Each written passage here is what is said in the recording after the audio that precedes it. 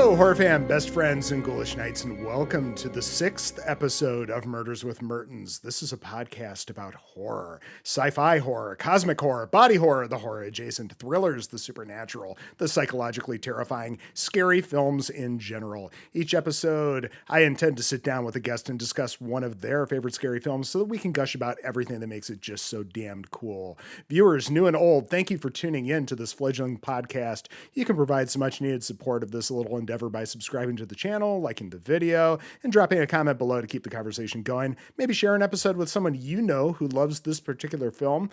It's all greatly appreciated. But I don't want to waste any more time in introducing our guest this evening. Freddie Nudie, how the hell are you? Oh, I'm doing really good. I'm really excited to be here. Thank you for having me. Of course. I've been looking forward to this all week, so I'm really excited. Well, I have too. I think we both have quite a bit of love for the film we're about to talk about tonight. But before we get into that, Freddie, tell us a little bit about yourself. Who are you? Yes, so I'm one of the co-hosts of a little small podcast called Nightlight, a horror movie podcast on the Bloody Disgusting Podcast Network. Besides that, I'm just a big movie lover. You're catching me at a really good time because I'm riding off a high of South by Southwest. I just got back from that. Do a little bit of movie reviews and work another full-time job too, but trying to make the film industry, make that the full-time job. But I have a huge background in movies, love talking about movies. So this is like home for me in this situation right now. But yeah, I have to say the horror genre is probably my favorite genre of all time.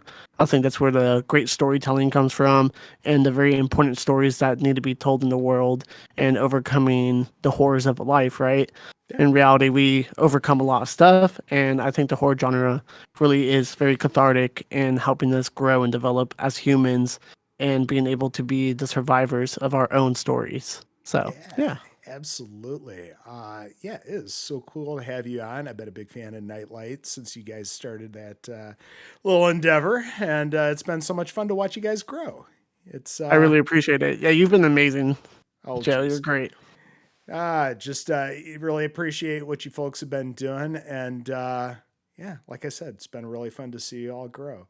Well, tonight, speaking of horror and what we're here to do, tonight's film is 1979's Alien, directed by Ridley Scott, written by Dan O'Bannon and Ronald Shusett, with production design spearheaded by the late great Swiss surrealist H.R. Giger. I should have my favorite collectible ever, the Giger's Alien book, somewhere handy. Oh, that's But right. yeah, man, his production design for this film was just over the top, and he and the other production design team, they won a freaking Oscar for this film. So that's Rightfully so. This is a yeah. great movie, great set pieces, great costume design. Everything looks fantastic, and it holds up very, very well for such an old Oh movie. God, yeah. There was so little that I had to nitpick about the actual production of this. Actually, going back and watching it shortly before the podcast here, and I think there's like a little bit of really bad ADR here and there, but other than that, this film just holds up incredibly well. Yeah. All the matte paintings and miniatures and everything else. Then in some films, especially when watching them back in 4K, just all the flaws are present, right? But Yeah. not so much in this one. There's very, very little to nitpick. So, Freddie, I know this is one of your favorites. What's your history with the film? Yeah, I mean, Alien is something I kind of grew up on. It's one of my favorite films of all time too. I always say that, especially during the Nightlight podcast and stuff like that. I think it's probably within my top five, and it's something I revisit a lot, at least maybe once or twice a year. But yeah, it's a movie where before I even got into the horror genre, it's something that really stuck out to me, where we have such great characters and great chemistry, and the cinematography is really great. Just great framing shots. But the story is just so enticing and just draws you in immediately. Where it's just pretty much, and it's really funny because I feel like I can connect these three movies I fall in love with, which is Jurassic Park, The Thing, and Alien, where they kind of all have that same type of theme and rhythm as well. It's like, all right, there's a predator that's really, really good, that's picking off a team of people one by one. Hmm. And I think I always love the tagline in space, no one can hear you scream.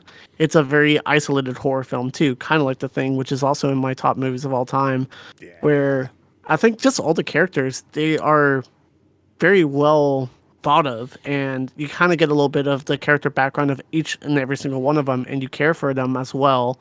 And I think the big one for me is like the set pieces of this movie. Everything does look gorgeous. Everything is completely thought out. Ridley Scott is a fantastic director, and like we were saying earlier, is that this movie does hold up very, very well. And I think there's something to celebrate with that. I Yeah. think this movie is very timeless. This was like my gateway horror film within the genre before I knew that that genre was going to be my favorite of all time. This is before I even became a cinephile, and it's just a movie that I just fell in love with. Yeah, well, for me, I want to say that this and Pet Cemetery Mm. and maybe one of the Critters movies were on like heavy rotation at slumber parties when I was a kid. And, talking like late 80s, early 90s. And Alien just sucked me in. And I remember getting my mom to buy like a copy on VHS from the local video store and almost wearing the sucker out to the point where I'm sure my folks were just absolutely sick of me watching this movie. And its sequels too. I remember making my dad take me to go see Alien 3 in the theater. I'm sure he had absolutely no desire to see the film, but I would have been probably about 12 or something like that. So I certainly wasn't going to that one on my own. But yeah, just poured over these films and got so sucked in. And the Dark Horse comics from the 90s were so much fun too. Mm. Some of them continuing the story, some of them just going on and spinning their own tales. They were a ton of fun. And then you mentioned the characters in this film, but this fucking cast. I Cast is mean, I fantastic. mean, first of Yeah, all, you got Sigourney Weaver as Ellen Ripley, and this was like her big break, right? yeah. And she's like the quintessential final girl in this, of course. And then Tom Skerritt as Captain Dallas, and John Hurt as the War Doctor. I mean, Kane. And then Ian Holm as Ash. You have Veronica Cartwright, fresh off of what's the film? Invasion of the Body Snatchers. Mm. Uh, yeah, that was she had that 1-2 punch That's between right. this and Alien, and then you've got Kodo as Parker. He had been a Bond villain just a few years prior, and then Harry motherfucking Dean Stanton as Brett. Uh, God, it's just this cast can't stop. Yeah. And they work so well together too. Like they Oh bounce God, off yeah. each other's energy so well. And I love how this movie kind of opens where we don't even get our main character until like 30 minutes in. And I think that's a very important part of kind of as a viewer to connect with everybody, not just one person, and to set the stage of actually caring for every single person as well. So I think that was a very smart move. Yeah, absolutely. It's like, oh God, in some ways sort of like Jaws in that you hardly Hmm. ever see the shark and you get the terror from that, but also it just gives you such great focus on really your main three characters of the film and just their interplay that by the time they're on the orca at the end of the movie and they get to that wonderful scene about the USS Indianapolis, oh God, it works. You believe that these are people that are actually playing off of each other. Yeah, yeah, it's dope. So speaking of the beginning of the film, when you dive in, this title sequence with the piecing together of the bits of Yes. the letters, Iconic. and yeah, and it's just that slow build of dread with the score and everything. That's one that always gets me every time, and it's often imitated, rarely duplicated type of intro to a film. And this is one of those movies that does one of my all-time favorite types of things. the text on the screen just at the very beginning with Hmm. the ship slowly coming up behind it. The Nostromo, Crew 7 cargo, refinery processing 20 million tons of mineral ore, of course, returning to Earth. And it's all like lowercase and it's single quotes because this was all done in the UK. And it's just that lovely setup of we're just going to, drop you with the barest amount of context into this film. We don't even give you a date or Hmm. anything. It's just very clear this is the future.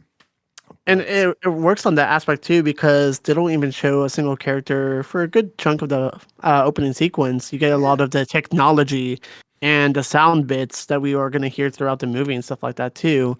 It has such a good way to do world building without giving too much exposition. yeah, environmental storytelling and Yeah. all that great sound, like you said, very, very iconic audio. So iconic that they brought back little blips and bloops from this film in Hmm. Underwater, a film which is Oh, clearly inspired by this. Uh, but yeah, it's like 5 minutes before we get any of the characters other than the ship itself. it It's works because we learn about the environment that they are gonna future wise survive in, which is great. Yeah, that slow track through the corridors, you kind of wonder, is this a POV shot? And it's almost teased because the camera even bangs into some stuff on the bridge. Hmm. And, they did Foley for that. So I'm Yeah, very curious as to what the hell that is. I really doubt it's the cat because that's true. if the cat were loose during all this time, I mean, I don't think that cat would last very long. They no, I don't buy Well, it. there's a theory that the cat is also an android. No, I'm Yeah, just kidding. I have no idea. I mean that's actually kind of possible. But yeah, I feel like the cat is likely in a cryotube with one of them, or I'm sure. I Yeah. don't know. It's a weird choice, but you get the finally the camera settles there on the bridge, and it's just this cool little back and forth between the monitor and then the seat with the emergency helmet above it, and all of a sudden Yes. things spring into life, and you get the transmission, and it's all just a lot of text on the screen and stuff that you can't Mm. really read too easily.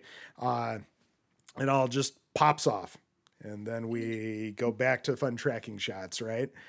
Um, as we head over to the chamber with all the cryo tubes, you get that cool whoosh of the pressure differential causing the Right. gust of air and the robes and all of that, and the slow waking of the crew. And I don't know if this is significant or not, but Keen being the first to wake up and is the first to but I'm just gonna throw that out there. I don't know if that's a little tease of things to come or what, I mean, but possibly. I feel like a lot of stuff, like you were saying, with like the camera movement, is very intentional, and I think maybe in the beginning is to have the viewer be immersed, like you are a passenger on this ship as an observer.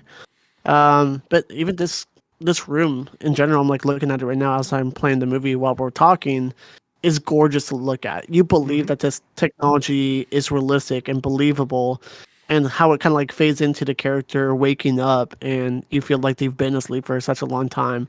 Again, it's like telling the story rather than, or I mean, showing the story rather than Right. telling us, which the exposition is so great on this. Yeah, and that's something we complain about in so many films. Come on, show, don't tell. And Right. yeah, that makes sense. And like you said, everything looks so believable. The like the glass that's the lids Hmm. of the tubes and everything. It doesn't look like super fakey. This is a prop in a sci-fi movie. Everything looks just so over the top, lived in, and just real. Um, so let's see here. We move on to their little. It's not exactly breakfast, but their first Right. Their meal from. meal. Yeah, and we've got space beer. That's Oh yeah, interesting. Yeah, necessary. yeah. It's the official Wayland Yutani brand beer. Mm. Yeah, sounds delightful. Um, but I feel like this film is also there's much discussion about the different themes in this film and what this film is allegory of, and so on and so forth. But one thing that just smacks you in the face right away, this is all kinds of big commentary on all sorts of levels of working class folks and Yeah. their bosses, and ultimately the giant hmm mega corporations that keep them all under their thumbs. Um, Which I from love that they oh yeah, tackle that kind of subject and stuff like that. I think the main reason why I love the Alien franchise too is the evil corporation Weyland Yutani, which we don't get a lot of context in this movie, and I kind of like that it kind of serves a purpose for the sequels. But I just love movies that have big bad corporations. mm-hmm. Like I'll bring back Jurassic Park again with InGen. It's kind Yeah, of like almost the same thing too. The thing doesn't really have that, but there's a lot of big stuff like Blade Runner has that kind of stuff as well. mm-hmm. Um, I think that's always been like one of my favorite things, and I love the promotional stuff they did with the newer movies like Prometheus, where you can like Yeah, the TED apply Talks and all the TED that. Yeah, Talks. You can yeah. apply to the Wayland Corporation. The world building is really good, and I think even the small hints of what this company has done in the past or what they can do in the future, and the amount of power they have over their employees is a very important factor of how everything is played out. Oh yeah, and it comes back again and again throughout the series. It's wonderful. hmm Um, you know, it, I, we get to this point here in their little opening spiel where it's time for Dallas to speak with Mother, which hmm I always thought it was something retconned later in the continuity, but no, you can see it on a panel. When he goes into that hallway with the punch card and everything else. Right, It's actually MU-TH-UR. right. That's the name of the system. But yeah, God, I've had many, many copies of this film over the years, starting with, well-worn VHS, going on hmm to probably a letterbox VHS, a DVD. I've got the Blu-ray over there. And then I bought the 4K hmm for, $5 on the Apple store. And holy crap, this 4K looks great. Even It a does. streaming version, it looks just outstanding. And the audio quality, I mean, I'm picking It's up, top notch. yeah, little stuff that I have never seen or heard before. Like when Yeah. Ash tells Dallas, when you hear the little alarm going off, and Ash tells Dallas, "Oh, hey, Mother wants to talk to you," and Dallas makes the comment about the yellow light, meaning it's his eyes only, and I Right. don't ever remember hearing that. It was Oh so wow. cool. Okay. Yeah, they Um, did a good job with the 40th anniversary edition with the 4K release. I agree. Everything does look very detailed too. Where, like you were saying, like in older movies, when they get restored into a 4K format, sometimes it picks out bad stuff in the background that we couldn't see before. But everything looks crystal clean in this movie. mhm. And it's a little fun fact about myself. I have my Apple TV nicknamed Mother, so every time I AirPlay, it's Mother. That helps me out, which is really funny. I Nice. love everything about Alien. Yeah, yeah, it shows, and that's cool because it's worth loving. This you hmm mentioned this always being in your top five. Yeah, me as well. It's always in the top tiers for horror, and definitely in top five films of all time for sure. Um, so Dallas, stops on the bridge just to kind of survey things with his coffee. Goes down the hallway to, pop into the chamber for the interface for the computer, and he's just like, "Hey, what's going on?" And we find out they are not exactly at home yet.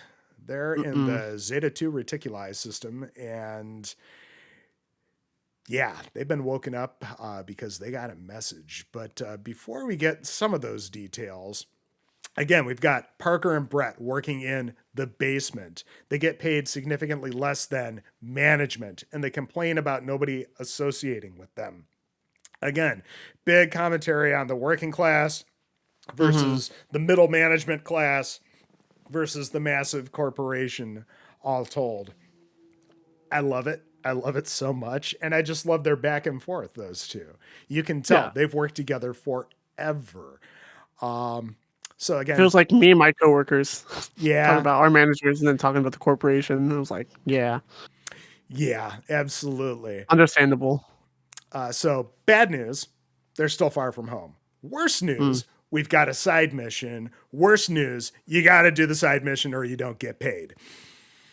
So again, them being completely under this company's thumb. Yeah. Yeah. So 43 years later, because this film was in 79, this movie is as old as I am, and this landing sequence that they go through just looks as good as it probably did when it was originally on the silver screen. You know, all the little computer overlays and everything just going through space before even Right. working through the atmosphere, and just their coordination with each other in this scene. Again, you can tell this is a team that has worked together multiple times, you know, with one exception, but they get into that later. Yeah. But yeah, it still works. And Yeah, space looks completely cool, and I know behind the scenes of how they were able to do it, but even like the detachment scene of them going down just looks fantastic. And I don't care what people say, even the Christmas lights under their ship looks cool as well. But yeah, no, like everything is believable, and like I said, it still holds up very well today, which is hard to do with that type of technology. I feel like they were ahead of their time. yeah, Um, Even like the way they have their radar to know like the turn of the ship and how close they are to the moon that they're about to land on, everything just makes sense and it just yeah. works very well. I think because, you know, it's all practical with the exception of some, you know, matte paintings. I think that Right. really, you know, helps this to age well. You know, it's like talking original Star Wars trilogy versus prequels that, you know, the effects Mm-hmm. often look not good when it's up res to 4K because some of that I agree. stuff's just dodgy as hell, right? Practical over everything if possible. That's why Yeah. the thing still holds up too. Absolutely, absolutely. Yeah. Yeah, and why the CG in the prequel looks like Mm. hell. Yeah. Yep. Yeah. So taking a cue from Star Trek, the slightest disturbance when they bump something causes sparks and smokes and panels to explode. Which, I mean, I guess I can see happening as, you know, circuits get overloaded and stuff like that. But I don't know, maybe it's just me. They have all this, you know, computer generated topography that they're looking at. I would have tried to Right. shoot for a little bit smoother landing area, you know, especially one that didn't Right. necessarily have mountains all around Around them. them. Yeah, yeah. I don't know, I but agree.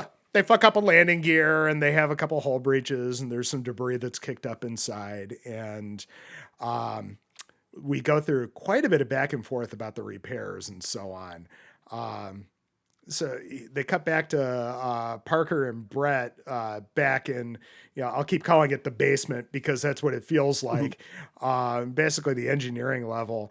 And it's like, oh shit, the boss is coming to inspect our work. It's like this universal thing that even if you're great at your job and you know your boss knows you're great at your job, you still Yeah. hate them being all up in your ass when you're getting your job done, right? It's 100%. you want to be left alone to get your job done. But you know, Ripley's coming down to see what's going on. And then we also cut back to Kane and Ash and Lambert and Dallas all clustered around a monitor, then, you know, checking out what the atmosphere looks like and all Mm-hmm. that. And I like their little discussion about, you know, how it's like primordial. It's like this is, you know, a world that's barely begun and, you know, what could possibly here. And meanwhile, Lambert's just chain smoking off in the corner because, you know,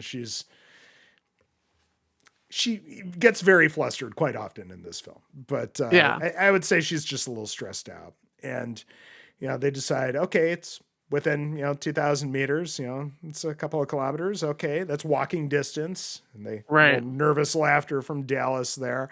Um, but do you find it kind of surprising that the top two in command go on the away mission? A little bit, yeah. So that's one of the big things. Is like, and that's where like maybe the first time watch you're very interested in seeing like why is Ash staying behind and stuff like that too. There's little clues of what's actually Mm-hmm. going on. But the nice thing about this sequence in general, I kind of like how you touch upon when they like land. It's very rough. I feel like that sets the stage of what they're about to like overcome. It's like something that's supposed to be so easy and part of their mission, Mm-hmm. chaos just comes out of nowhere. And what's outside the door of their safe haven just a treacherous storm that's keep on pounding them, and you can't visually see anything, and they're already in the, I would say, like maybe even the Jaws reference of like open water and not knowing what's really out there, and having them talk about like, oh yeah, what could be out here? It's probably nothing. Um, but yeah, I agree with them two both going out there. It's very interesting as like Yeah. characters and stuff like that. I guess they want to be the forefront leaders to, I Tip of don't the know, spear and all that. accomplish. Right. Yeah, and then we get that little bit where our first little hint that something is not quite right with Ash. He's Yeah. changing into a new jumpsuit, and he like pauses, kind of glances back and forth, and does this quick little run in place thing that just it could almost be brushed off as he's a little chilly and he's trying to warm himself up or something like that. But it feels so off and it's so weird.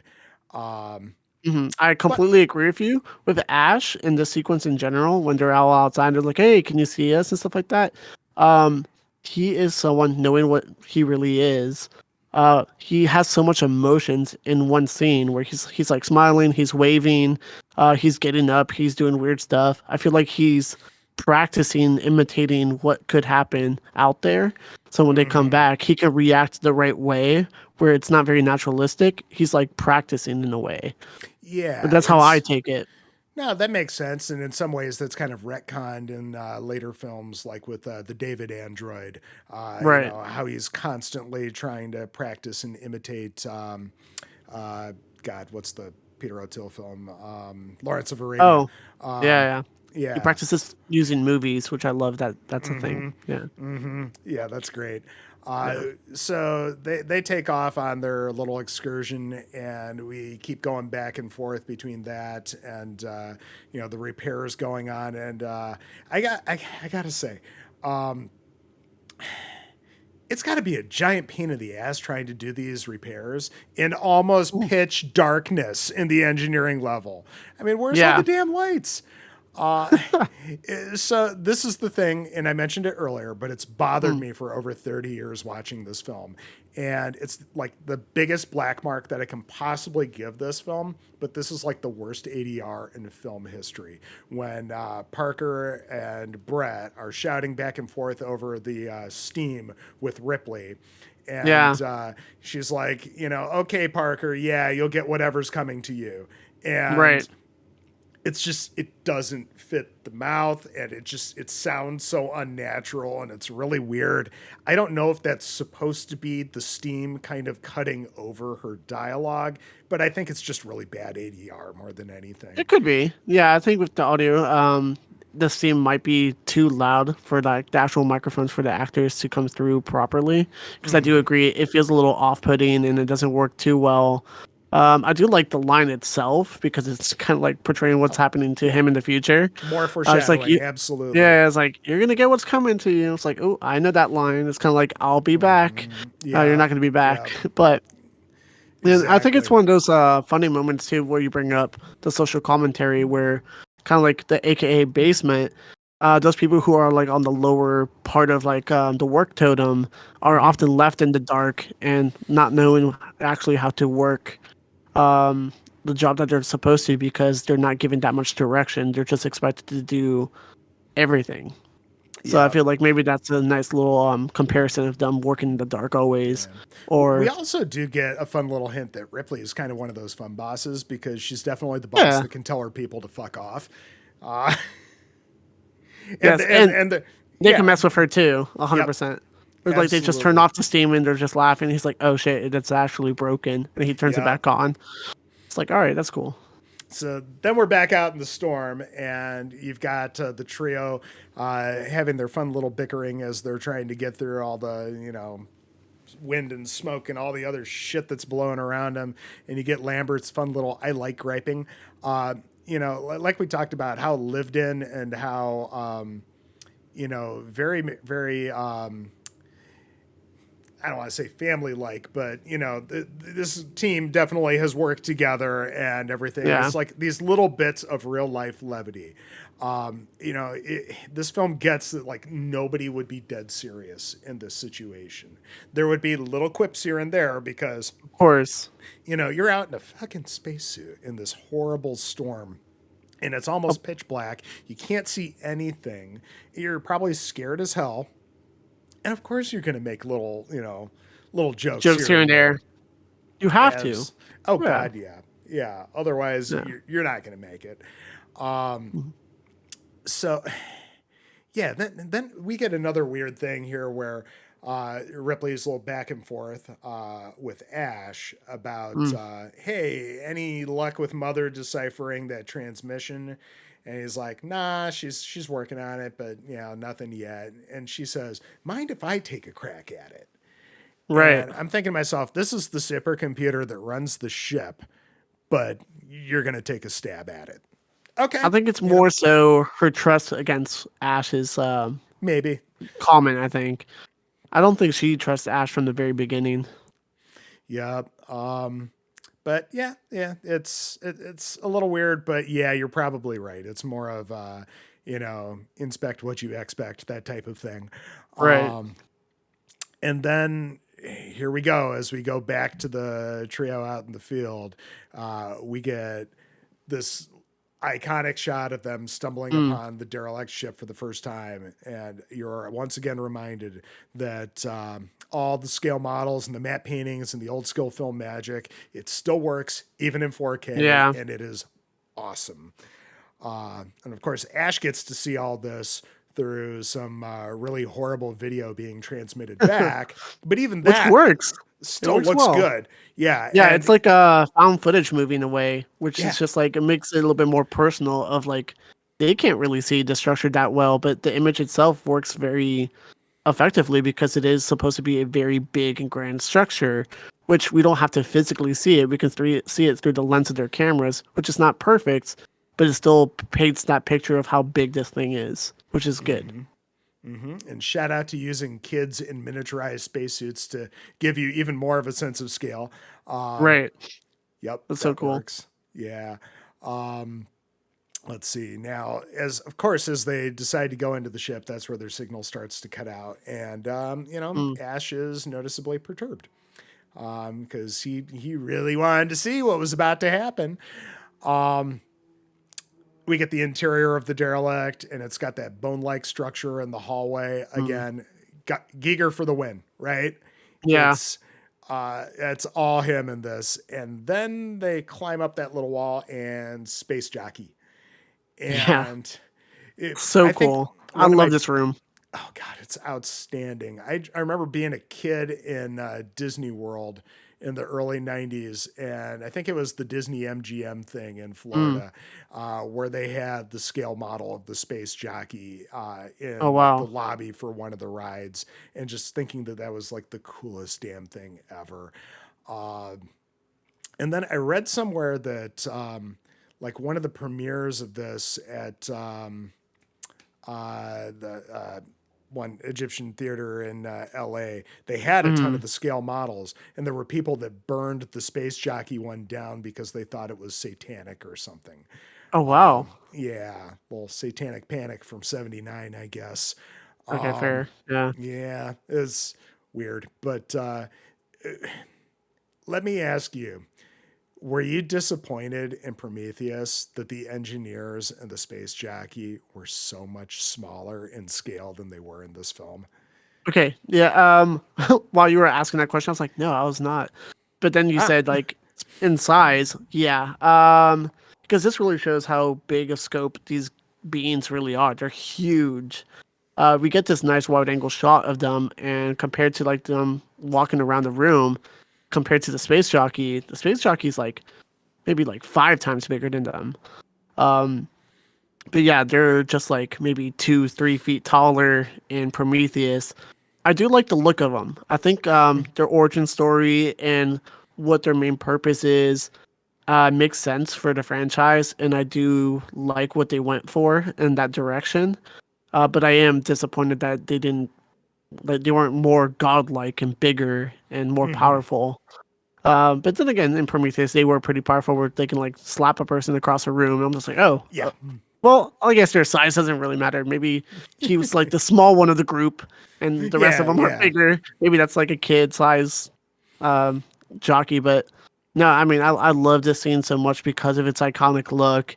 and what we learn what room they're in later on in Prometheus is really cool. And again, this is really great world building where this movie doesn't give us a lot of answers, but they don't have to. They're No. just able to give us enough information for us to be attracted to the scene and be invested into like what really happens, like why its chest is outwards. We find that out until like much later on, which is great. Great Yeah. storytelling. Oh yeah. And then there's this moment during all this where they cut back, and this Hmm. is where Ripley is talking with Ash about, hey, this looks more like a warning than it does a distress call. And I'm thinking to myself, without some type of Rosetta Stone, how can you tell? Sure, whatever. We'll just roll with it because it just goes ahead Right. and continues to build the mood and the tension and everything.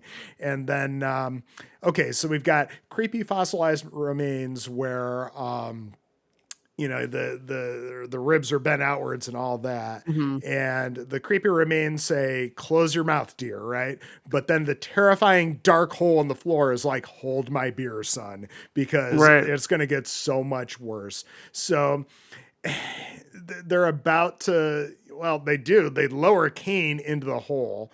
I'm not sure why. Everything looks so super ancient, and it's like, why would you think there's anything worth exploring here? It's, maybe because in some ways Yeah. they're contracted to at least, okay, if something looks like intelligent life, you've got to at least due diligence in investigating. Maybe that's it. But wow, Yeah. this just feels like the worst idea ever. And it's It, it's very interesting because it seems like in this world, people are very aware that aliens exist. That's why we don't see them really panic when they get into this room and they see this being. It's like normal for them. I mean, it's yeah, probably I mean, something they're new in to them. awe, but Right. yeah, I think in a world where we have colonized other planets Hmm. and we do, you know, um, terraforming and um, mineral harvesting from light years away, that sure, we Right. probably encountered some worlds where there's at least alien Something. animals. Probably nothing intelligent because I don't think we're that lucky that we would have encountered anything like that. It's going to be all the low level stuff. So Yeah. yeah, you're right. They're not exactly shocked, but they're certainly in awe. So they lower Keen down, and there's this layer of mist that Mm. covers the eggs that reacts when broken. So let me be sure to kick an egg as I eat shit and fall off the walkway. Right. Because he absolutely kicks one, and you see it bounce. And I would have liked if that was the one that he goes to inspect because he disturbed it. But Yeah. nah, he just stands up. And then, don't stick your face in the first contact, right? I mean, it's like Prometheus. You have smart people doing some stupid things for A sure. hundred And part percent. of that is us as an audience being informed by, years and years of cinema with scary shit happening and jump scares and everything else, being like, don't poke it with a stick, right? Right. 100%. And this is not But like something that looks friendly too, in my eyes. Um, no, not at It all. it looks very I mean, I'm just looking at it right now. I love that it's clear and see-through and you can actually see something moving inside. I think that's a really clever design. Hmm. And a big warning is like, all right, there's something moving in there and it knows my presence right now. And then it's gonna slowly open and I'm still sticking around. Why? Yeah. Why? But at the same time, I love every moment of it. Yep, and it's Very one of iconic. the best jump scares in sci-fi horror history right here when Yeah. it comes flying out of the egg and burns through his helmet. You hear the So good. sizzling Yeah. and it's like, oh, this is going to end in tears. But yeah, they just kind of cut back to Dallas and Lambert dragging him back. And here's a question that I have for you. Did Yeah. they turn off their cameras after they pulled him out of the hole? Because if not, then Ash has been listening to them freak the fuck out ever since they got a signal again, and he hasn't Right. said a thing to Ripley yet at this point. Well, it could be one So, of those two things. It could be where it's like Ash saw everything go down, didn't say anything because he wants the thing to come back, or they Mhm. did cut off their cameras because they're aware, like, if they bring this back and not say anything, or if they do say something, they're not going to let them inside as well. I think that's Um, much more likely, but it's yeah, something that definitely gets glossed over, and I absolutely wanted to get your take on that because, no, of course. yeah, It's weird seeing this movie now after we've gone through a pandemic as well, because Ripley Loki was correct. She's like, no, that's an unknown entity. Like, we were not allowed to bring it inside. We had to go through quarantine processes. I'm like, yes, this is what we should have done with our situation as well from the very beginning. But like, we let this thing in, and it kind of Mhm. spreads and attacks people. And it's like, oh wow, this is kind of a quarantine movie in a way too. Yeah, It's absolutely. it's It's weird, yeah, nearly 1 million people can't be run, right? right? It's Jesus, um, and we're still dealing with it. Yeah. So yes, the quarantine conversation, and then more strange behavior from Ash, and that he totally Hmm. overrides her commands and just lets them in. Um, yeah, and she's wow. Pissed. The look on her face when he just Oh goes yeah. ahead and opens things up. It's like, what the fuck just happened? Um, so moving on from here, we get the examination of Kane and the Mm. crew's reaction outside the room. I love that whoever came up with the sonic cutting tech that they're using to cut the helmet into is It probably looks like so good. he's probably like a massive Doctor Who fan or something like that. Um, but yeah, all the little sonic tools. It's Yeah. very What? interesting and how they can control the depth of cutting Mhm. because I mean, it doesn't look like any of his hair is singed or any of that. It's just Nothing. no. It's We managed precision. to cut yes specifically through this thing, and also not cut the beastie on his face because that could have been really messy. Melt the Oh guy's yeah. face off. Um, so yeah, of course we get the famous acid for blood scene where they try to cut a finger off and Mhm. starts burning through the floor. Um, I'm not a huge fan of the music in this scene, but Okay. A I'm little trying to too think. adventury. Yeah, it's a little silly to me, and I know who is it? It's Jerry Goldsmith, something like that. I remember reading like what he was going for in scoring this film Mhm. was like old timey, like romantic space adventure, Mm. and it's a horror film, really. Right. So I don't know. That's weird to me, but otherwise, I love the scene how they go like 2 decks down before the acid Right. stops, and this is like the first major hint that Brett is like totally stony baloney through like a whole big chunk of this film, right? Because Yeah. he's just like totally spaced out, and they're like asking for his pen and all that so that they can test the acid, and he's got like no idea what the hell is going on. Um, and this will come back multiple times throughout the rest of this film, Right. but see, I like what you did there. Right. Right. Right. No, the movie's it's interesting, but like again, their back and forth kind of works, and they're kind of discovering this new stuff together. Um, it's a very interesting moment when they find out about the acid, because I feel like they should be more worried.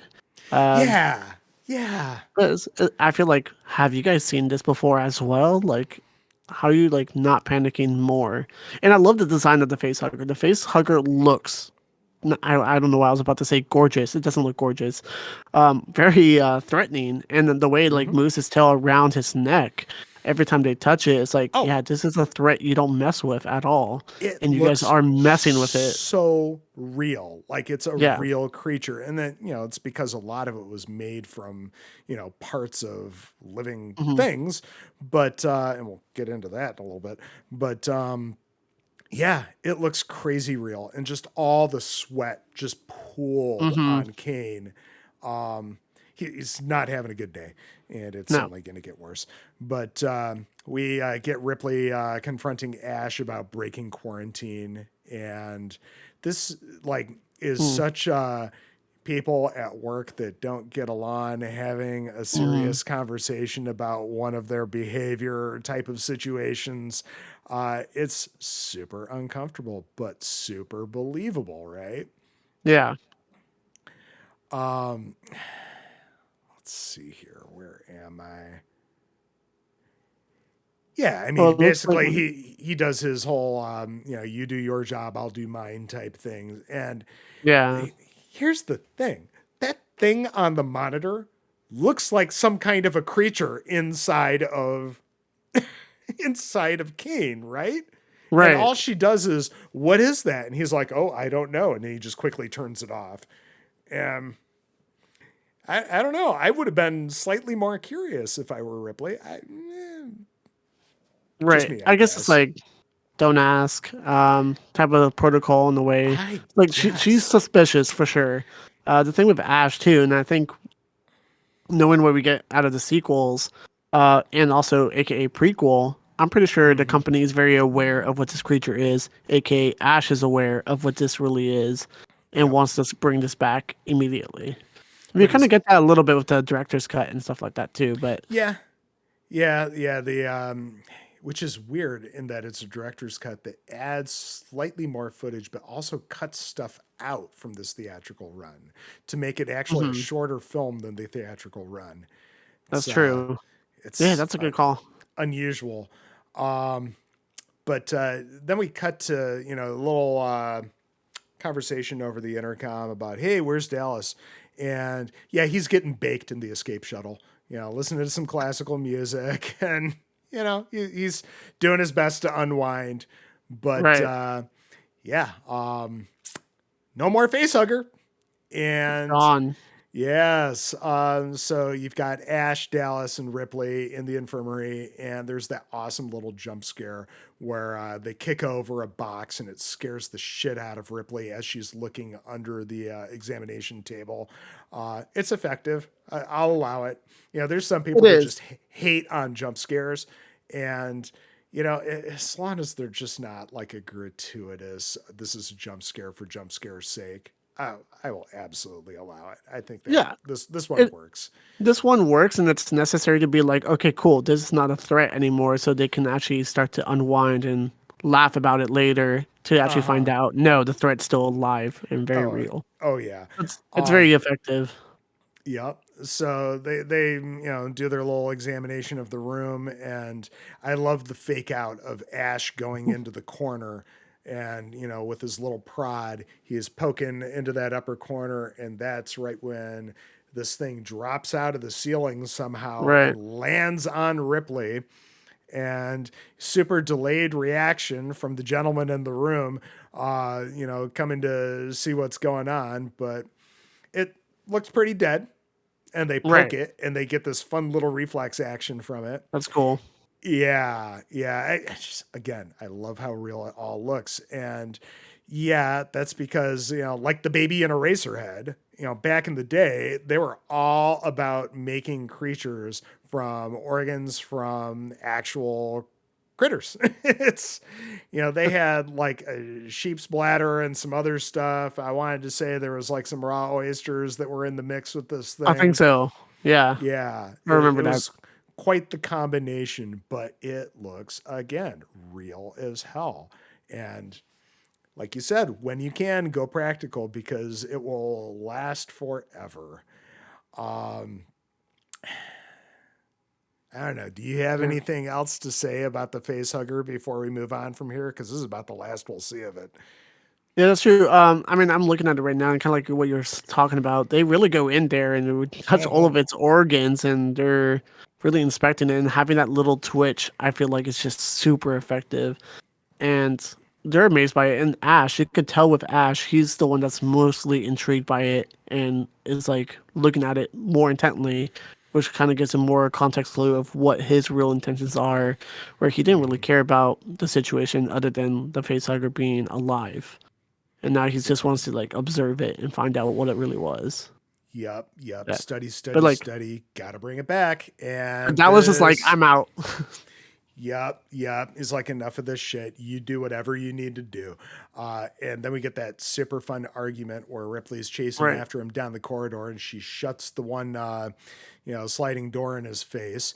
And there's been, so much alien lore from other films and other stuff. And they make it clear that Weyland Yutani, as we go through other films, which is in the following film and everything else retconned as Wayland with a D Yutani. I don't know why they decided to change the spelling. It was either a flub in the production of Aliens or somebody got pissed about the use of their name. One of the two.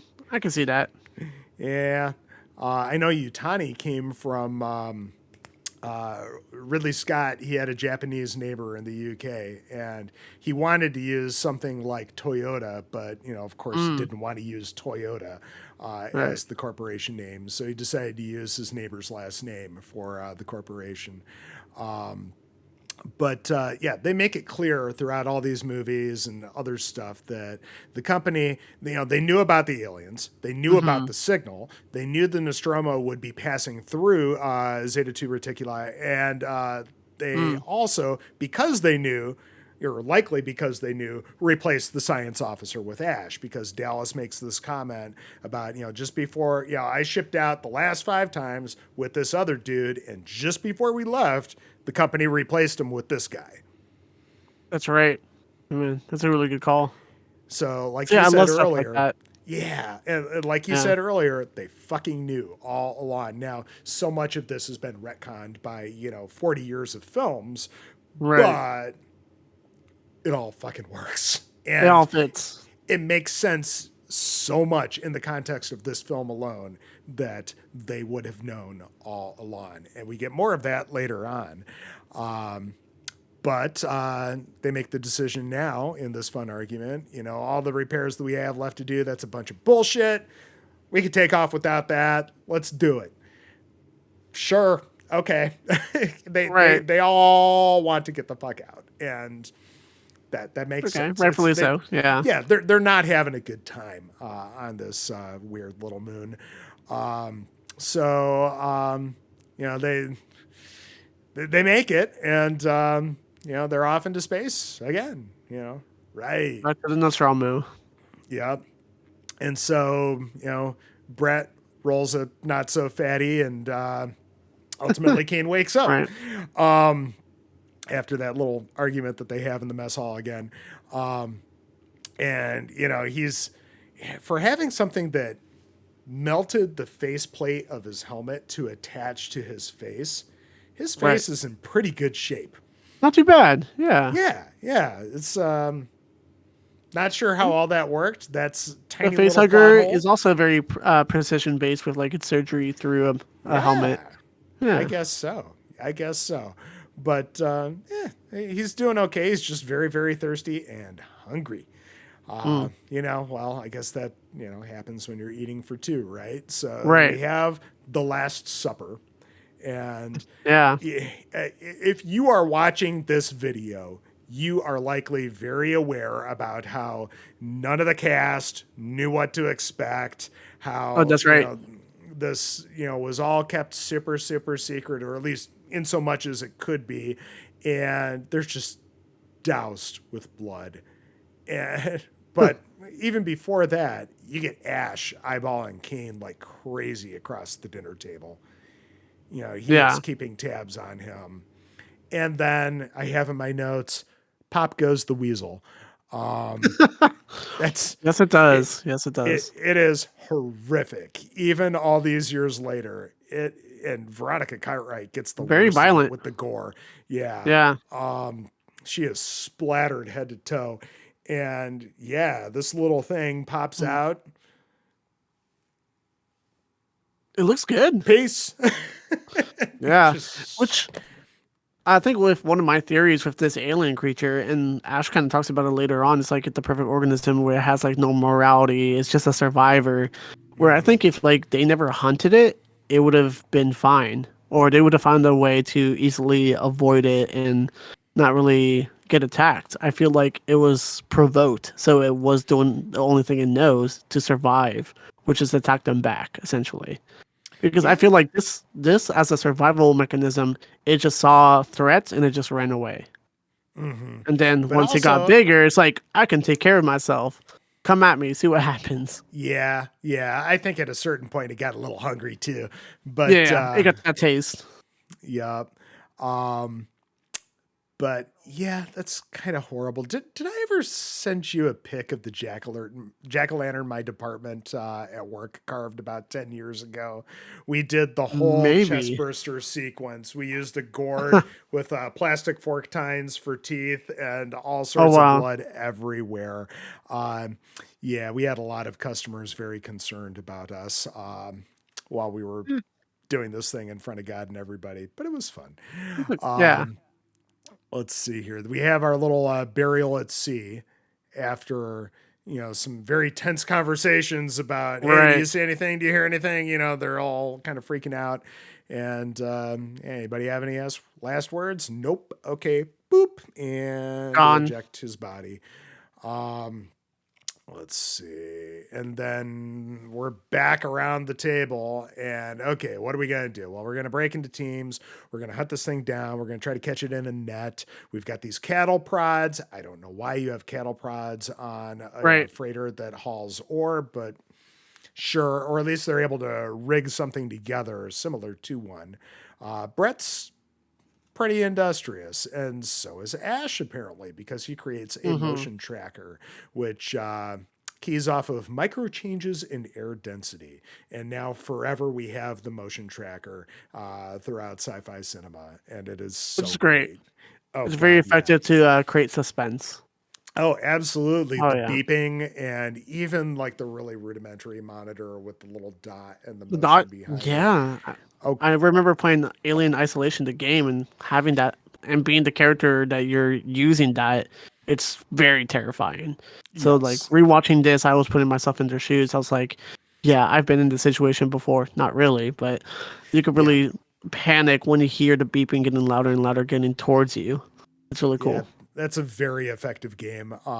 Yeah. I definitely was not able to make it through the entire thing, but probably beyond like a first like really major encounter with the alien where there's fire and Hmm. stuff collapsing all around you, and that's about it.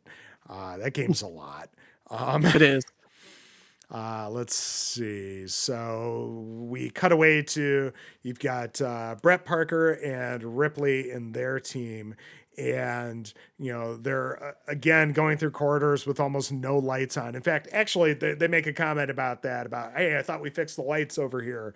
And, Yeah. they go to work on that. And the box isn't quite working. You get that lovely line micro changes in air density, my ass. And it's Yep. like, oh, wait a minute. Hey, we got something. Right. And they find it's the cat man. Yeah. Good jump scare still, but yeah, it's just the cat. And they have a good laugh about it. Parker, and again, remember, he's very recently played a Bond villain, but Hmm. he just looks shaken as all get out by this encounter with the cat. And he has a good laugh about it, but you know, you got to go get the cat, man. Right. It's like, well, you have And to go get him. It's like, do you really have to? It's like I get what their context was. Like, all right, it's gonna disrupt the motion sensor again if we don't catch him. yeah, But I was like, the cat is the least of your problems. Like, you can like go through that again and be fine. But I do like this scene a lot too because it releases some tension of like them going after this thing. mm-hmm, So you never know when the threat's really gonna happen. It's like cool, you can right. build up the suspense and then it's like it gets relieved. Build up suspense, gets relieved. Build up suspense, no it's happening, and then Yeah. it's more effective that way. I think if this were a modern film, the next little bit before Brett's demise, we would complain about how long it runs. But I think it's absolutely perfect, personally. I Just agree. chasing after the cat, you find the skin. Chase a little more. Okay, can't find him, but you get these chains Right. swaying Dangling and around. rattling, and then, the moisture falling down. Um, which I don't know what exactly that is in the ship, but it's almost like the ship Right. has its own, weather system because of all the massive amounts of atmosphere that needs to be created or something. I don't know. It's Right. condensation from something, But but he's okay with that touching his face and his body, so it's fine. It's not like I something guess, bad. Which I'm like, a very interesting moment, but sure, yeah, it's very cinematic and it's very iconic to look at too. yeah. And then he finally corners Jonesy, and and again, here's where we get to appreciate my half-assed Harry Dean Stanton cosplay because he's got the Hawaiian shirt and everything else, and Oh you yeah. know, and then he's got the cat coming towards him, and all of a sudden that cat reacts, and Mm. you see something drop down behind him, and ooh, that sense of scale. It's gorgeous to look at. And Yeah. I love how the editing went through with this whole entire process. And they do this a lot with every attack, is it kind of jump cut between someone who's watching it to the person who's the victim to the alien as well.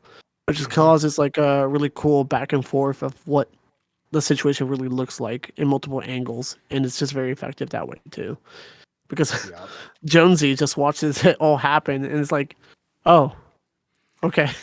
Yeah, probably a little too scared to run. I Right. gotta figure that's what it is because otherwise a cat would just peace out. Right. I think the cat is absolutely terrified in this instance. I agree. But the critter finds a much more enticing meal, and we get the first shot of those inner jaws plunging into flesh, and Mm, screams, and he gets carted off.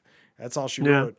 And once again we get Parker like really shaken up, Mm. and they're like, yeah, he took him into the air ducts. And I think part of this is from a deleted scene which shows up in the director's cut where they run into that room just as he's being taken away, and so they do That's right. see They carry him away. something. Even if they don't necessarily see much of the creature, they do see that Brett is being taken away. So we get this throwaway line from Ash. It's like blink and you'll miss it, where he refers to the monster Mm, as Kane's son. mm, So I definitely want to bring up that so much of this film is like based around um, the male fear of everything that happens to women. yeah, I feel You that. have the violation of the face hugger. Right. So, that Right. penetration, and then ultimately giving birth. Um, yeah, It's scary. it's, It really is. yeah. And they play Yeah. upon all of that so well. Uh, Yeah. so they come up with this wonderful plan here. Oh, it went into the air ducts and it's the size of a man, and creatures seem to retreat from fire. Oh, let's just go into the air ducts and just try to burn it out. Mm, That sounds like a solid plan, right? not too bad. So yeah. So I think Dallas, volunteers to go ahead and do this, but before he does that, he's going to have one last chat with Mother, Mm, and Mother is not helpful in any way. Just no. does not compute, not enough information. Sorry, I got nothing. And it's very intentional that that's happening right now Oh too. yes, It's like at this Dallas point, the only person is that has control correct. is Ash. Mm-hmm. Yeah. Yep. And let's see here. Yeah, I have chase it with fire into an airlock and blast its ass into outer space. What could possibly go wrong? You've got the remaining people divvied up into teams to monitor with the motion trackers. And this, ever since I was a little kid on, this whole sequence is just terrifying. Being It really trapped in is. these tunnels. He can't stand up. He's got to almost crawl. And you have these The doors, like, seals, yeah, that kind of yeah. telescope, and yeah, Which is great design too, and great sound oh design too. They sound very metallic, and you can hear it yeah, close. they just sound And rusty as all hell. right, Yeah, yeah, just all the metal on metal grating, And, Um, again, the very effective beeping of the motion tracker and stuff moving around. And Veronica Cartwright as Lambert losing her mind because she, can't get a good read. And then it's moving right towards him and he's going the wrong way and all that. right, And then the screaming, creating this horrible feedback where you're wincing yourself as right. Dallas is probably being eaten alive. Although they Mm, mention no blood, no Dallas. They just right. And find the half empty. we see what happens in the director's cut. What ends up happening to him. He, oh, I don't know, Yeah. So spoilers, but he they weren't doesn't sure. die. Yeah, they weren't sure in the original production of this how to explain where the eggs came from. That wasn't something that really Right. came up until Aliens. Yeah. But Giger had the idea that the alien would somehow take victims and somehow transform them into eggs to create Oh, more face huggers. And so he's got a series of paintings of people being cocooned and slowly, slowly being dissolved into like an egg like state. whoa. It's pretty So, wild. yeah, that's where a lot of this came from. That's And very horrifying too. yeah, and a lot of the scene you're Uh, describing got cut out just because of the danger with the flamethrower of lighting the entire set on fire. mm-hmm. It just, didn't work super well. I think that scene is pretty terrifying, and it comes fairly late in the film, but It Dallas does. all cocooned and he can barely speak. And doesn't he ask for her to kill him? I think so. Yeah, yeah, because there's like an egg in front of him or something like that too. Yeah, he can kind of see what's happening. And Yeah. yeah. So with Dallas dead, Ripley would like some answers from Ash at this point, and he's like, "No, we're still collating data." And she's like, "The fuck you say?" You've had all this information, you've been studying all this stuff, for days now, and you got nothing. Okay, fuck off. I'm in command Right. now, so I'm going to go talk to Mother and we're going to see what the computer has to say about all this. And here's where we get Special Order 937, Hmm. where, plays into our earlier conversation quite a bit. So I actually did type it out just because it's just kind of chilling in its entirety. Nostromo rerouted to new coordinates, investigate life form, gather specimen, priority one, ensure return of organism for analysis, all other considerations secondary, crew expendable. Huh. So, yes, the company was very aware that these things were out there. Mm-hmm. And Ash, by extension, was also aware. And Ripley leans back in her chair just exasperated, and we find that Ash has somehow been able to sneak into the room undetected and says, "There's an explanation for this, Right. And Nonchalantly. Yeah. yeah, oh, and things just spiral out of control from here. Yeah. It's a pretty wild scene. Yeah, do you have any other takes on Wayland Yutani's involvement with all this? And you know, the trouble is we have all this history that Right. informs us on stuff that has happened in this film, and so much of it retconned, and just all this other lore that we shouldn't know about, but maybe just in Right. the context of this film alone. I mean, do you have any other thoughts about No, I this? mean, I'm trying to think about it when I first saw this movie and was looking at what Mother was doing, and I really loved the fact that we had a antagonist that we could not see, or the only thing we get through with like what this company is capable of is through Mother and Ash, and what they're really willing to do as a company for their asset to come back to them and be able to utilize that. I love the scene where it says crew expendable, and that really opens her eyes. Like we're nobodies to them. We're just a Mm-hmm. piece of like a bigger puzzle piece. Um, but yeah, and of course now that we got a lot of context and now we know a lot of what's really going on, it's very interesting to rewatch and go back. But at the Mm-hmm. same time, I feel like this scene is very effective, especially with just we don't really get any dialogue from this company. We just get text and Mm-hmm. missions and protocols. Oh, it's all And very cold. Yes. Yeah, so it's like I said, I'm a big fan of like evil corporations. I'm not a fan of them, but I love Right, them right. in movies and what In they bring to the cinema, table. yes. Correct. Yeah. In a cinematic way, it's like cool. There's a lot going on. With, another movies like RoboCop. There's so many Hmm. movies where it's just like it just brings out like evil corporations are bad, and this is why. So this is a great example of that, and I think Alien does it in such a great way. And like I said, in the future of sequels and prequels and their website, they do such a great job of bringing this company to life. And Yeah. yeah, this is a great way to show, not tell, the exposition of this company. Yep, it all works. So Ripley Yeah. tries to run away from Ash, Mm. and these doors are closing all around her, and he's just standing still. So either he's synced with Mother and is causing the doors to close, or the computer itself is trapping her Mm. in there with Ash. It's one of the two. It's probably the second one where Mother is like, nah, no, we got to You stop think this so? right now. I Okay. think so. I like that. I at least I choose to believe that that is what is actually happening here. That Mother and Ash are working in tandem to kill Mm. Ripley at this point. It's just creepier that way. No, it But is yeah, 100%. I agree.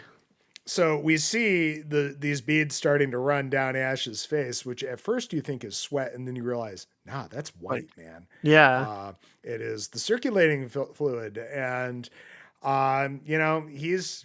he's kind of making weird noises and starting to freak out, and he starts throwing her around like a fucking rag doll and tries to kill Yeah. her with a rolled up porno mag. Um, it It's is a an wild scene. interesting way to try to kill somebody, Right. but I no idea if he is just trying to drive this magazine through her skull or suffocate her or what. But it's all that Parker and Lambert can do to try to pry him off of Ripley. Yeah. It's a Uh, very brutal and intense scene. And like you said, oh that's yeah, like the most interesting way to kill someone. And I feel like it works for the severity of like, this is wild. What am I watching? As a robot, maybe he's just looking at the first thing that comes to mind of what's reachable and what's able to be able to get grabbed. So I think that's very interesting. yeah, yeah. Well, you get that weird moment where Parker's hand reaches, or Ash's hand reaches out to Parker and grabs his chest and just starts squeezing at him, and just the strength that this guy has is it's very clear it's more than human, Yeah. and then they just manage to clip him in the head with this fire extinguisher, and he starts going out of control, spewing the circulating fluid everywhere. And then they knock his block off. Uh, That works. Yeah. yeah, yeah, It's a yeah. I good way mean, to knock him down. you do what you got to do. Yeah. And they even have to use one of the cattle prods on him just to make him stop at this point. Even with Right. his head removed, he's still coming at them. So, cut to them trying to fire him back up again to try to get some Mm. answers. Um, I suppose this is one tiny nitpick. You've got this really abrupt transition from the fake head to Ash's, or Ian Holmes' head Real head. actually Yeah. sticking up through the table. They could have just cut away between the two, but instead they try to cut from one directly to the other, which, A little jarring. A little jarring. yeah, it works well enough. But Right. Yeah. so he has his little "I can't lie to you about your chances, but you have my sympathies" line. Mm. This entire speech and back and forth with Ash just works so effectively. And rewatching it, I was getting goosebumps. Where they even talk about like, you admire this thing. He's like, Mm-hmm. I, in the way he does admire it, he loves its purity of pretty much it does what it just needs to do to survive, and it Yeah. really sets the stage of what they're going after or what they're going against.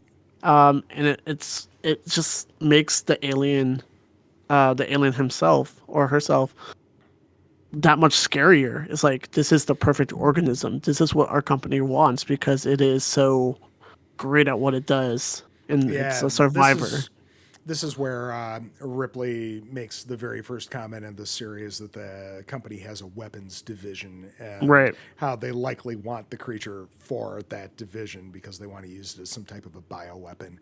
And yeah, after that, Mm, you have my sympathies line. She's like, rips out the connections and right. he's frozen with this smirk on his face and it's absolutely perfect. But this is where she makes the decision. They're going to blow up the ship. They're going to take their chances in the shuttle that they couldn't use before because they just have too many people, and they're going to blow up the ship. And Good plan. yeah, new plan, new plan. So she sends Parker and Lambert after coolant for the life support system on the shuttle, and she's going to go get the shuttle prepped herself. So she opens up the shipwide channels and so they can stay in communication. And she hears the little from Josie, and she's like, "Oh, fuck the cat."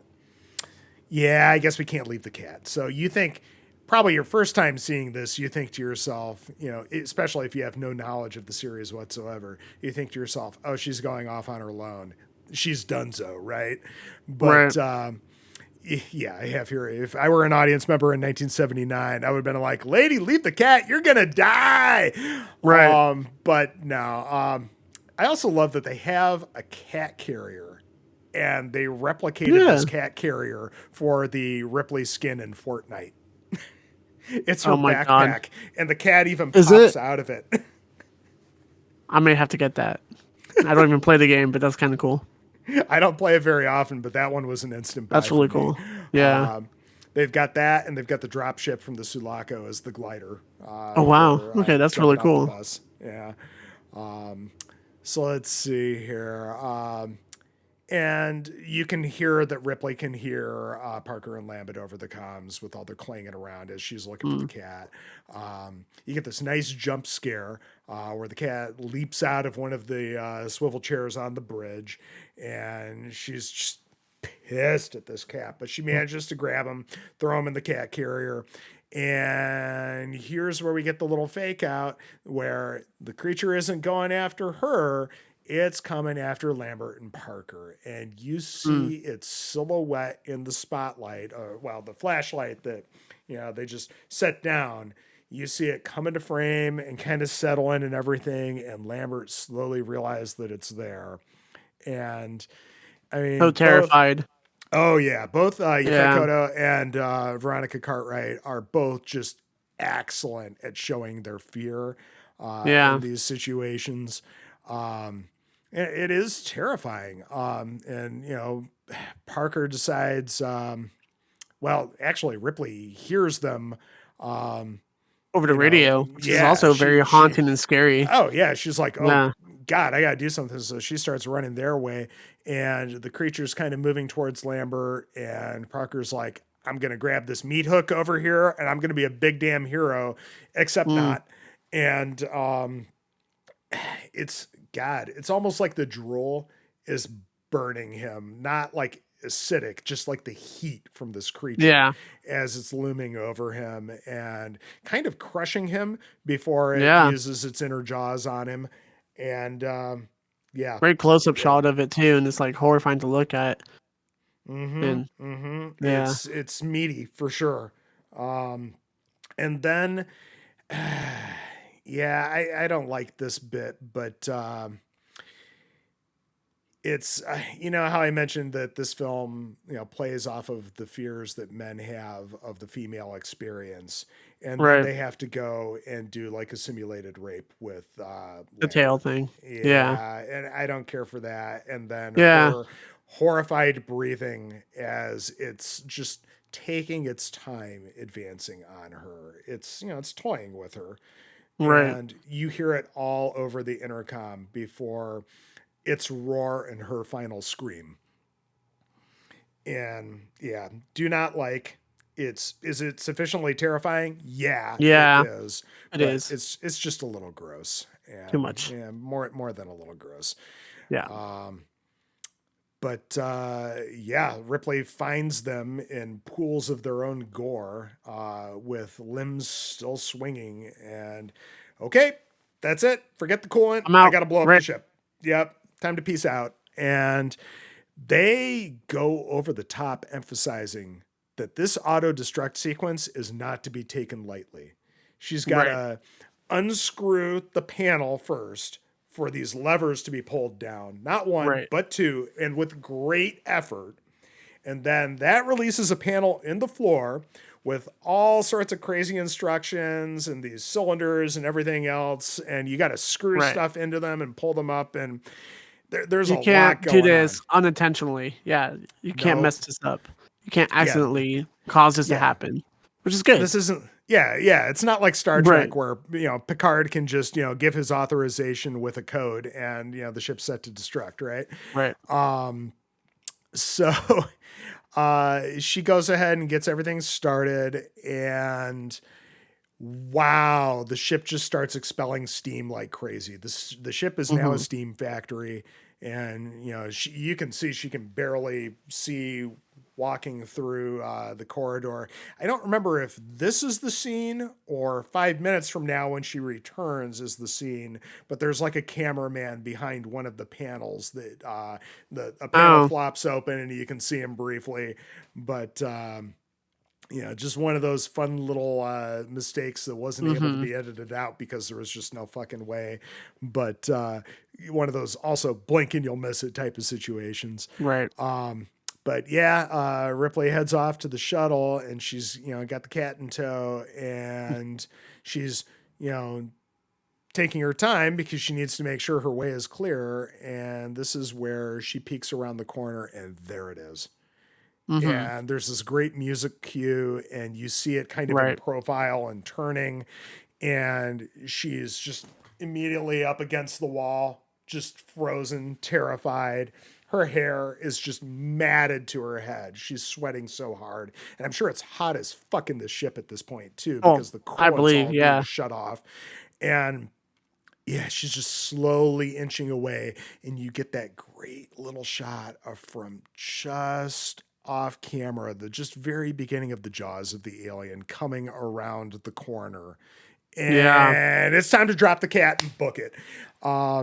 So she gets back to the auto destruct room with like a minute. Oh, and even before this, you get this almost POV shot of the cat inside the box looking Right. up at the alien staring down at the cat. So that's where my theory kind of kicks in too. It's like the alien's only attacking what's the threat. The cat was never really a threat, so it just always Yeah. leaves the cat alone. Where I feel like the alien is just All trying to survive, where it just becomes the hunter at that point. Yeah. Although I very much think that the alien knocked the cat box around a little bit because Trying to get into because it.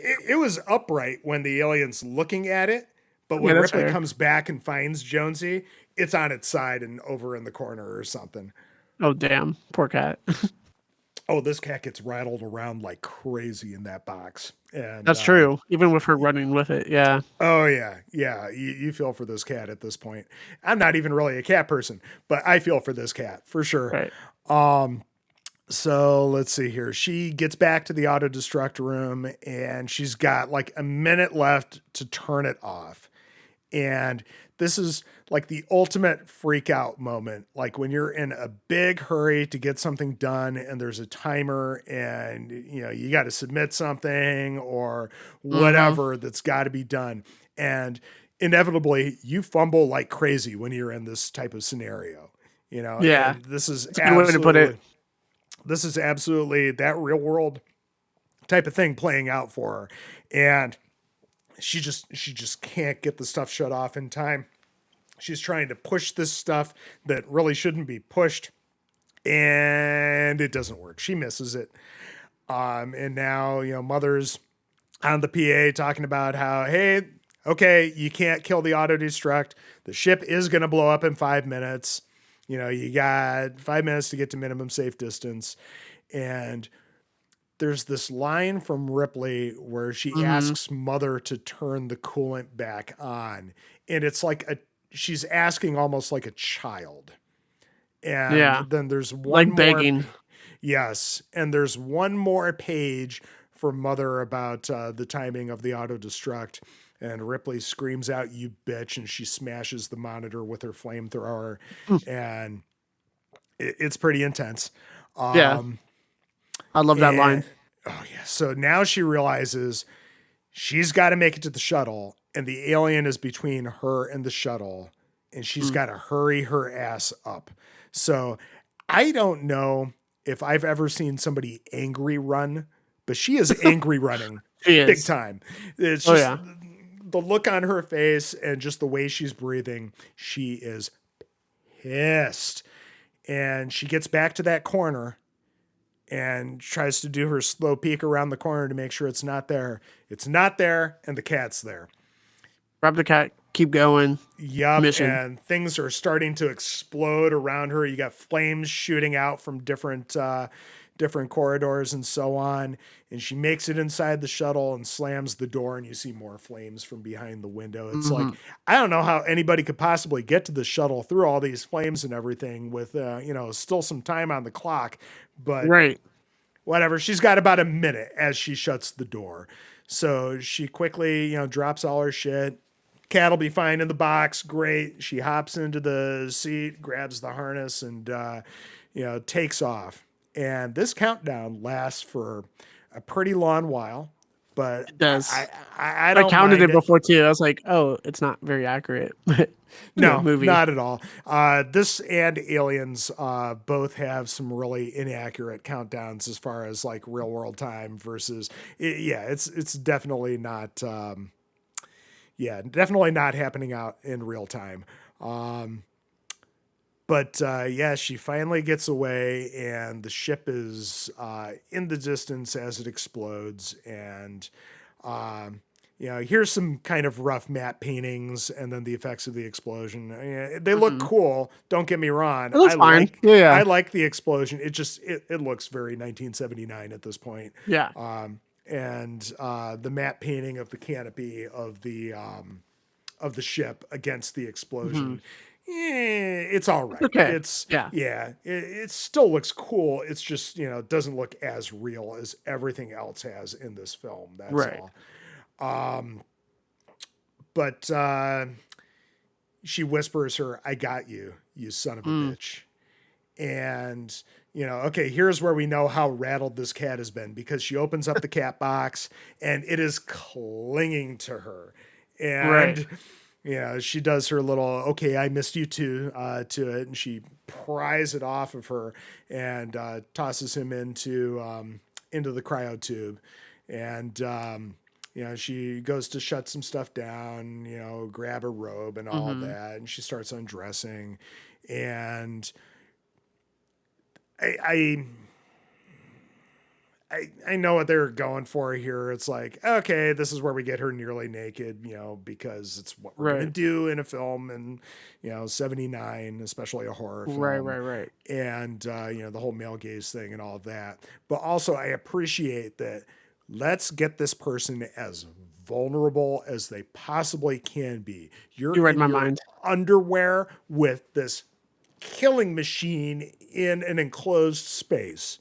Right. I have And like some thoughts about the scene itself because I feel like, all right, is it warranted to have her do those actions? But kind of like what you bring up, it brings her to her most vulnerable point of like you're now as relaxed as possible and as defenseless as possible now to go mhm. against the antagonist. So I see why they do it. It's like I hope that was their intention of what they were going for. It's It like, probably wasn't, but I think it can very much be read that yeah, way. I hope so. Yeah. Yeah, I mean, Honestly, so I'll take it. at least take solace in the fact that it can be read that way very easily, and it's very effective in reading it that Hmm. way. But yeah, this alien's like, you can't kill me, motherfucker, and it just. But I'm curious why it's so sleepy acting. Is it just?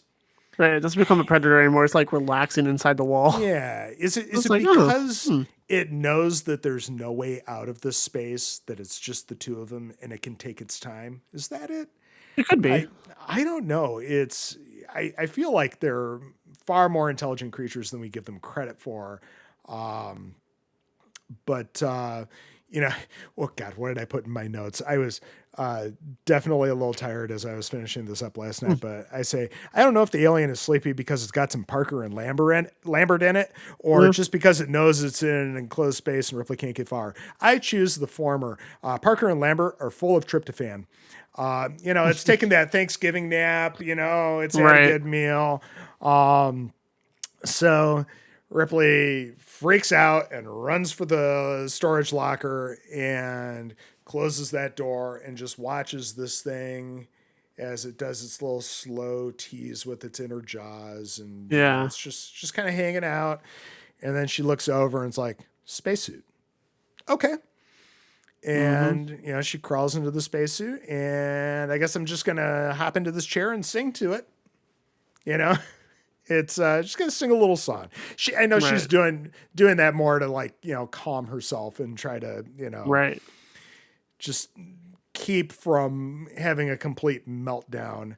And she starts Mm, pressing a few buttons to try to blast it with some air or steam or something like that. She right. finally hits the right one, and this finally lights a fire under its ass because it gets out of that Mm, cubby. And she does everything that she can to not look until that last minute when it's about to punch a hole through her helmet, and she smashes that button for the airlock, and it gets sucked out, except it's got that grab at the very last minute. right. And it's got that great little slowdown in the scene as it happens, Right. That little and survivalist. she's got her harpoon gun, and bam, right in the chest. And of course, the door closes on the harpoon gun, so it's got Of that course. tether. It's tethered to the ship, and it's gonna try crawling into the afterburner, but she hits the button and vaporizes its ass. Um, Now she's finally got it. So Hmm. yeah, time for Ripley to finally, go night night. Relax. Fall She's asleep. earned a good sleep, and we get that lovely message that she sends out as the film ends. Last survivor of the Nostromo signing off, and then credits. Great What ending. a fucking movie! What a great fucking movie. It really is. Holy There's so much that goes on in such a little bit of a runtime. It's not even crossing 2 hours, and like you said, even the no, it's a director's little cut even shy. cuts it a little bit shorter. But you get a lot. You get a lot of great iconic scenes. We get a lot of different environments. We get a lot of great scenes against the antagonists of the alien. We get a lot of nice twists and turns with like Ash, even with the corporation. How Mm-hmm. everyone kind of goes out is there's not one bad death scene I think in No, this movie as well. Everyone again, goes out so little to really nitpick. good. Yeah. Yeah, yeah, yeah. The afterburner scene, a little bit. I was like, okay, I can see it kind of Yeah, aged, and it but it's not bad. doesn't doesn't look exactly great. Yeah, it's very clearly okay. This is dude in a suit dangling, and Yeah, but I but mean the guy that they found to act in the suit in most of the big hero shots for the monster yeah. was just a massive dude, 6'10". Mm, There's a lot of photos of him with costuming in that Giger's Alien book. He is a big dude, but very, very yeah. slender too. And that's how they felt. He had such long arms and legs that they felt like nobody would believe that this is a guy in a suit after they put him in a suit. Which So, is great. More oh yeah, it practical works. effects. Yeah, it's Oh one of those yeah. things where the look is iconic. We have so many great screenshots or like gifs all from this movie, and it's Hmm. very warranted because it's something that people will always remember. People always talk about like, oh, the hero slashers, where it's like Freddy Krueger, we got Ghostface, we got Mike Hmm. Myers. We have all of these iconic horror villains, and Alien is one of them, without a doubt. Absolutely. The Xenomorph for Yeah, sure, hands down. This yeah, film has been such an inspiration over the past 40 plus years to hmm, all sorts of horror, not just sci-fi and sci-fi horror, but horror in general. There's just so much that you can pick up in so many films that comes from this. And this yeah, was inspired by so many great cheesy B sci-fi films out of the 50s and the 60s as well. It, it's it's all super fun and cyclical, but Hmm. yeah, yeah. I think this was Ridley Scott's like second feature film.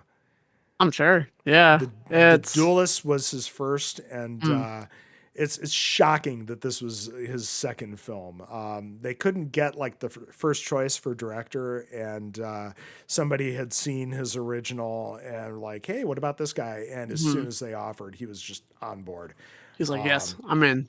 Yeah, and he's a massive storyboarder of a director too. So And it this is a shows. film. Oh yeah, this is a film that Oh yeah. definitely benefits from that for sure.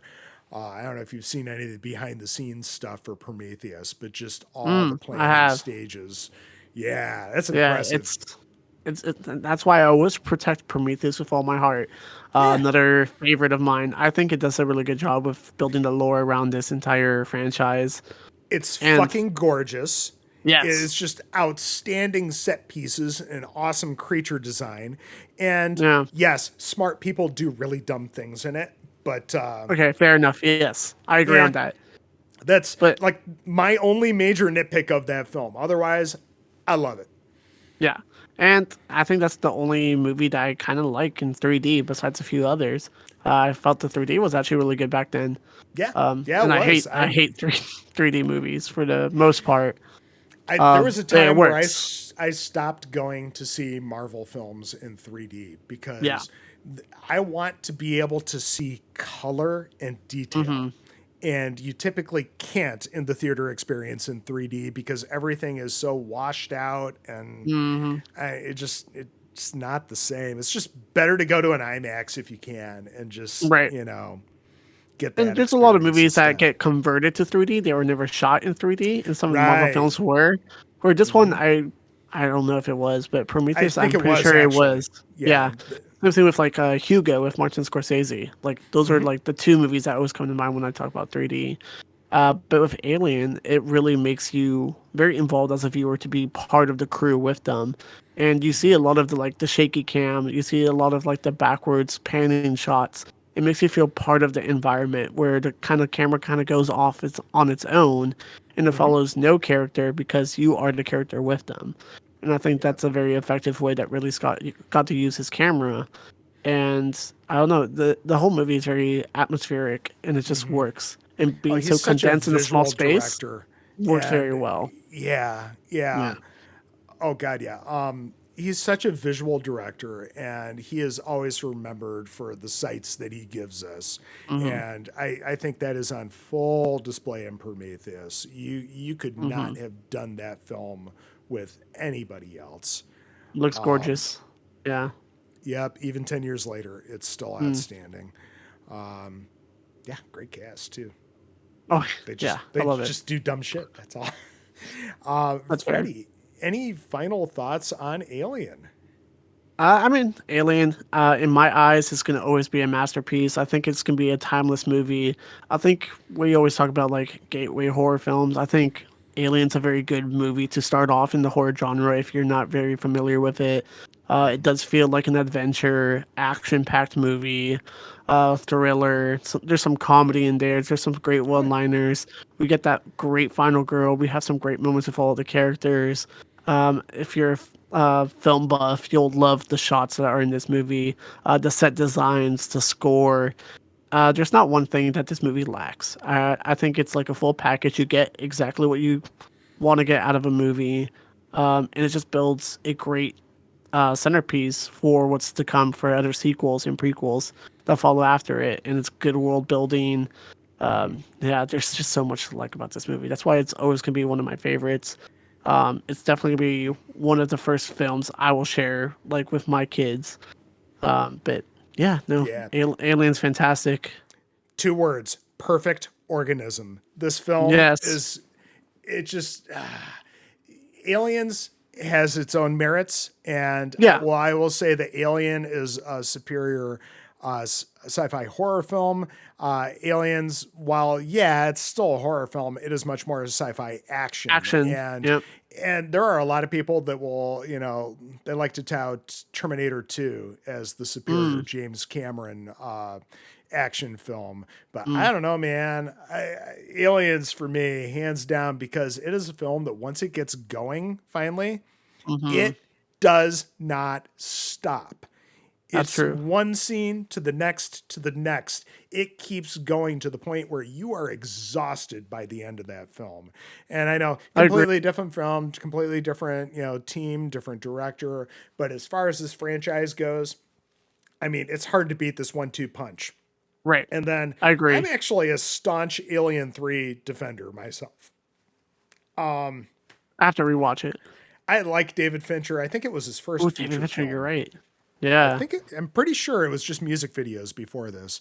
Yeah. And if you get the opportunity to watch his original and then watch like the 2003 work print version where they Mm, reassembled a lot of scenes that were like in the novelization but didn't make it into the film. There are some very, very different scenes in that version, yeah. and it is absolutely worth the watch. And then, if you want to get really adventurous with it, Mhm. William Gibson, the sci-fi author who wrote Neuromancer, was originally the